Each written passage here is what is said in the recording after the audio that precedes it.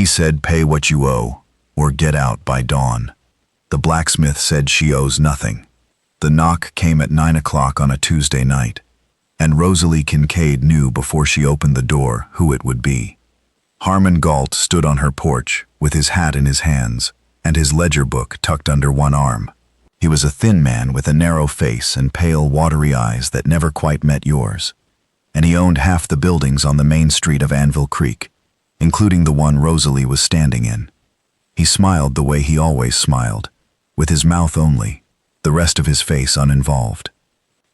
"Mrs. Kincaid," he said, "I believe we have a matter to discuss." She knew what he was going to say. She had been expecting it for 3 weeks, ever since her husband Thomas had died of a rattlesnake bite while mending the fence on the north pasture.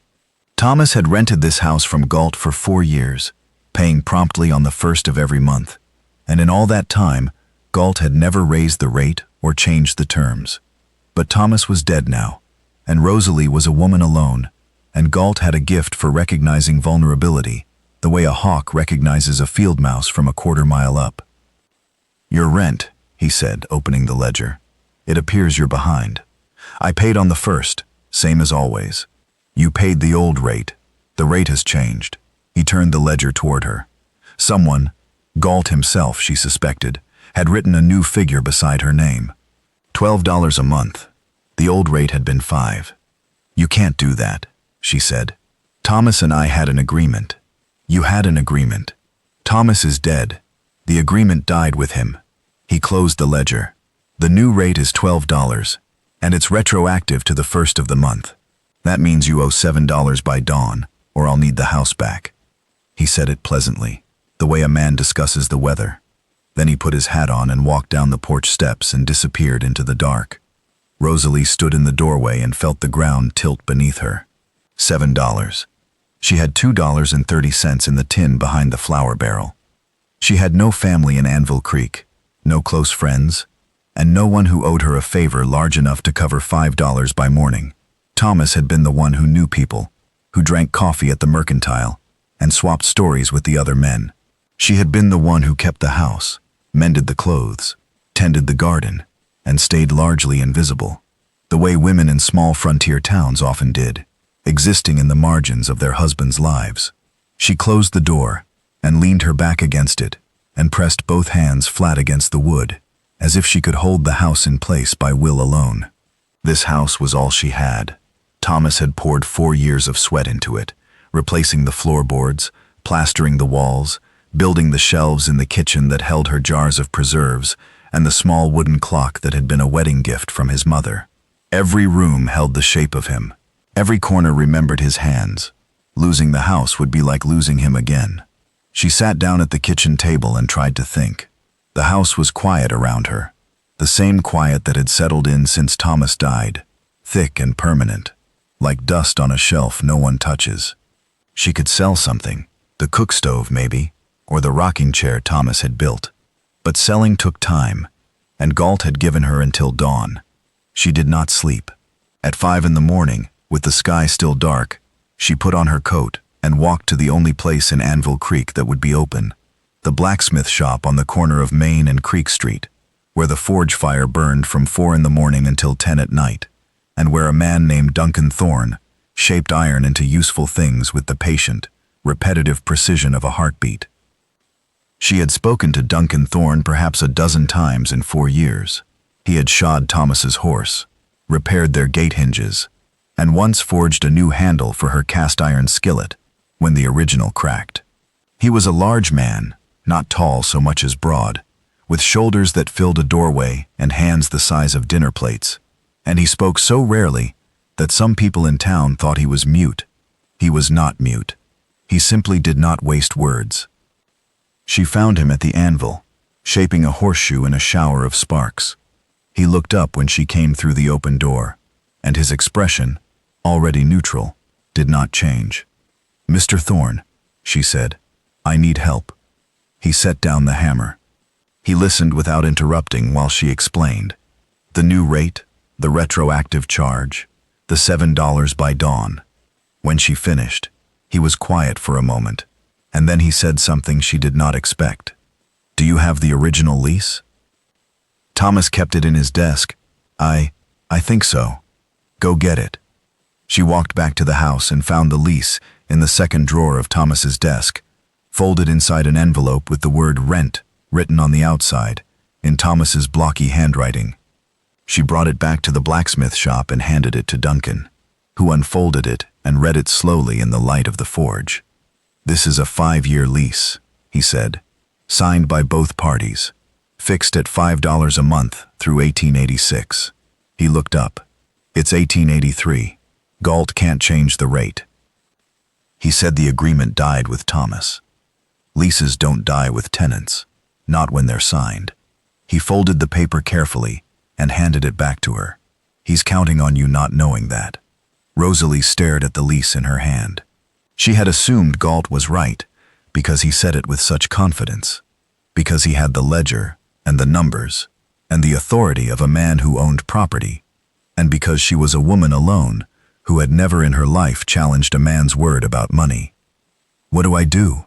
She asked. You tell him no, Duncan said, and if he argues, you show him the lease, and if he argues past that, you come find me. She went home. She waited. At 7 o'clock, Galt knocked on her door again, this time with Emmett Stokes, the town constable, standing behind him looking uncomfortable. Mrs. Kincaid, Galt said, I trust you have the $7. Rosalie held up the lease. I have a 5-year contract at $5 a month, Mr. Galt, signed by you. The rate doesn't change until 1886. Galt's face went still. She watched the mask slip, just for a moment, and underneath it she saw something cold and flat and calculating.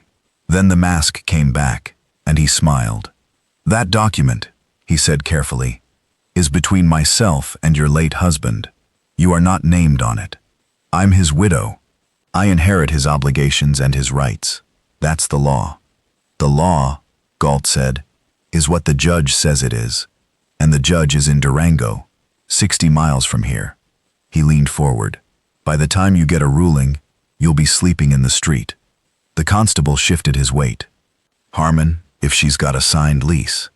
Stay out of this, Emmett. Rosalie felt the ground tilt again. Galt was right about one thing. The judge was in Durango, and she had no money for a lawyer and no way to get there. The lease was a piece of paper. Without someone to enforce it, it was worthless. She was about to speak when a shadow fell across the doorway. Duncan Thorne stepped onto the porch. He was still wearing his leather apron, and his arms were bare to the elbows, and the muscles in his forearms were corded and dark with soot. He did not look at Galt. He looked at Rosalie. Everything all right? He asked. Mr. Galt is trying to raise my rent in violation of a signed lease. Duncan turned to Galt. He did not speak for a long moment. The silence was enormous. It filled the porch, the yard, the street. Even the constable seemed to shrink inside it. I read that lease this morning, Duncan said quietly. 5 years, $5, signed by you. He paused. You want to tell me which part of that you don't understand? Galt's jaw tightened. This is a private matter between myself and Mrs. Kincaid. It was. Now I'm standing on her porch, which makes it my matter too. Duncan folded his arms across his chest. The way I see it, you've got 2 choices. You honor the lease, or I take that lease to the circuit judge myself. I'm riding to Durango next week anyway for a load of iron stock. Be happy to make a stop at the courthouse. The constable cleared his throat. Harmon, the man's got a point. If there's a signed lease. I know what a lease is, Emmett. Galt's voice was tight. He looked at the lease in Rosalie's hand, then at Duncan, then back at the lease. Something moved behind his pale eyes, the rapid calculation of a man weighing his options and finding them all unsatisfactory. $5, he said finally, through 1886, as agreed. He turned and walked down the steps without another word. The constable followed, looking relieved. Duncan stood on the porch and watched them go. Then he turned to Rosalie. You should get that lease filed at the county clerk's office, he said. I'll take it when I go to Durango. Thank you, she said. The words felt inadequate, thin and small against the weight of what he had done. but they were all she had. He nodded. He went back to his forge. The story moved through Anvil Creek the way all stories move through small towns, swiftly, with embellishments. By noon, every person on Main Street knew that Duncan Thorne had faced down Harmon Galt on the Kincaid porch, and opinions were divided. Some said Duncan had overstepped, that a blacksmith had no business involving himself in a landlord's affairs.